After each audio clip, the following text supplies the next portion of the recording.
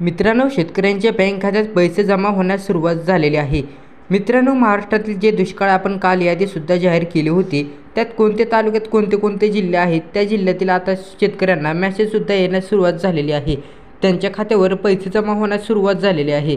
तुम्हाला जर यादी बघायची असेल तर मित्रांनो, मी डिस्क्रिप्शन बॉक्समध्ये यादी टाकतो, तिथे जाऊन तुम्ही चेक करा। उर्वरित 5 तालुक्यातील शेतकऱ्यांसाठी देखील आपण अनुदानाची मागणी प्रस्ताव पाठवण्याची विनंती जिल्हाधिकाऱ्यांकडे केलेली आहे। खरीप हंगाम 2023 मधील दुष्काळामुळे झालेल्या शेती पिकांच्या नुकसानीकरिता बाधित 45,725 शेतकऱ्यांना रुपये 5,244 लक्ष वितरित, उर्वरित रक्कम वितरित करण्याची प्रक्रिया सुरू झालेली आहे। 37,012 शेतकऱ्यांची केवायसी अद्याप प्रलंबित आहे। तरी सर्व शेतकरी बांधवांनी विनंती आहे की केवायसी लवकरात लवकर पूर्ण करून घ्यावी। मित्रांनो, शेतकऱ्यांना एमएस सुद्धा आलेले आहेत की दुष्काळी निधी बँक खात्यात जमवण्यास सुरुवात झालेली आहे।